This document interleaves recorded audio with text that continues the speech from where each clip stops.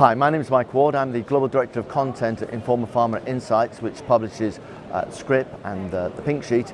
We're here in Barcelona at Bio Europe Spring Meeting, where pharmaceutical companies, biotech companies, investors all get together to discuss potential transactions and also potential investments, as well as actually keeping each other up to date in what's happening. I'm joined today by Ben Cowen, who's the Chief Operating Officer of a company called ImmunoMet Therapeutics, which it's a new company, created last year, but it's got a slightly... 2015. 2015, but it's kind of got an interesting history because you started off in Korea, I understand. We did. So ImmunoMet is a spin-off of HanAll, which is a mid-sized Korean company. In the generic space. And reformulation company. And they created a discovery program in oncology. And after investing a significant amount of resources and time and progressing a molecule through preclinical, they decided to spin off the company, create a US biotech company, which they did in July of 2015. Company resided in Korea for a little while and then was accepted and moved into the JLABs in Houston next to MD Anderson in September of last year. Right, okay. So we have a Korean company that has decided it's going to participate in the oncology space in sort of research area.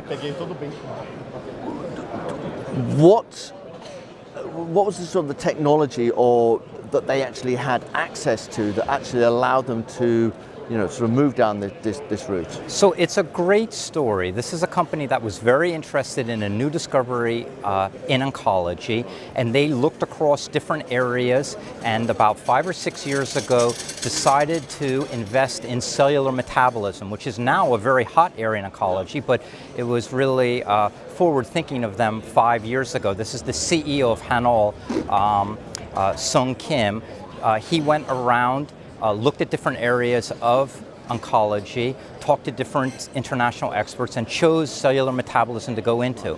He then created a scientific advisory board with some really world-class members, and they invested in and progressed a program in the area of cellular metabolism in oncology. Right. And was it always the plan that this would potentially be a spin-out entity?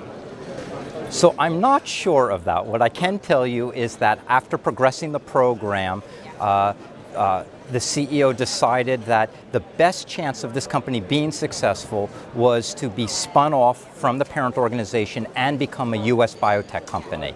And that's exactly what he did. Okay, so that process of spinning out, did you go and create, did you go and get more investors to come in, or was it already backed by the original parent company?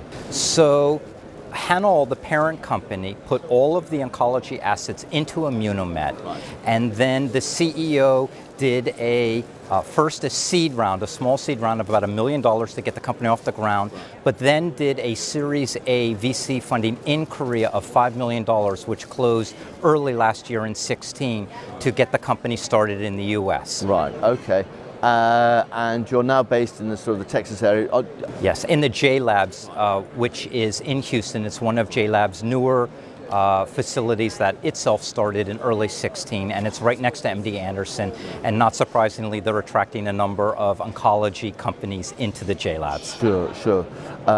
So could you sort of describe, you sort of mentioned that, well, okay, you looked around sort of particular assets. Could you describe the sort of the asset that you're developing at the moment? So we actually have two programs. We're utilizing cellular metabolism to develop both anti-tumor therapies and immuno-oncology therapies. So our lead program is IM-156, which is an OXPHOS inhibitor, and it targets resistant tumor cells. And we have some very strong in vivo and in vitro efficacy data in a number of resistant tumor areas, including GBM and lung, and these are areas of real unmet need.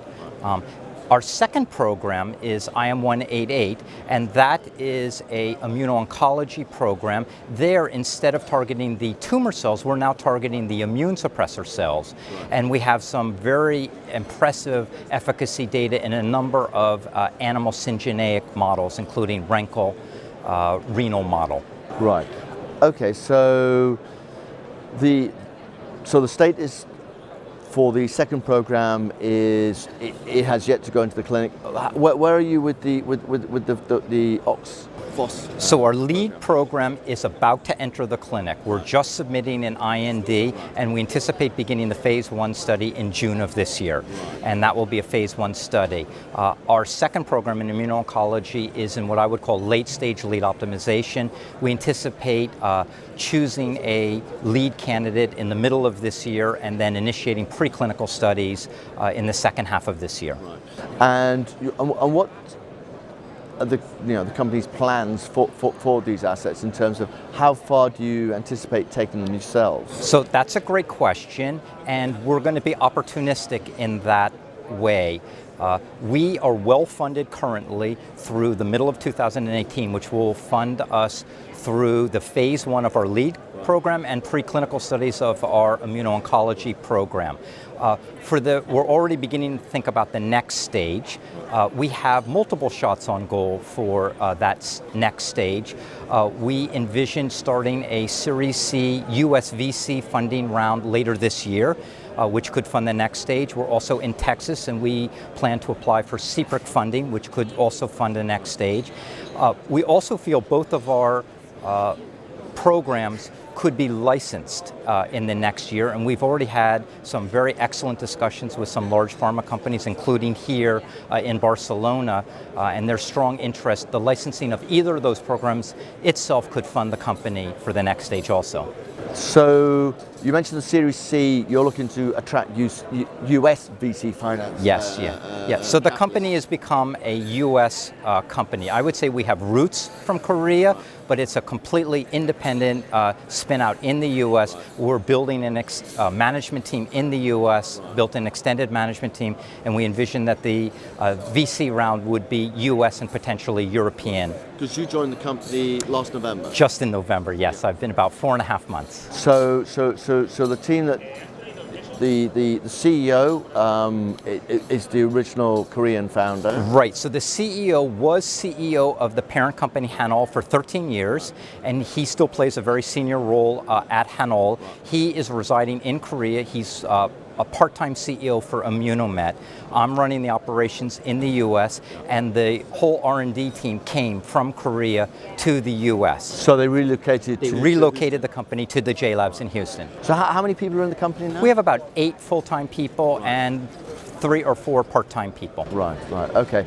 And so you're out looking for finance and you're out looking for partners? So we're mostly right now initiating partnering discussions with companies. Because we just closed a Series B last week for $5 million, we're in strong financial shape in next year. We are already beginning to think about that next round, so I've had a couple of preliminary meetings also with VCs, but we're mostly focused on partnering at this point. Right, okay, and you mentioned that you're looking to file the IND. So that, I guess, is the most immediate milestone for the company.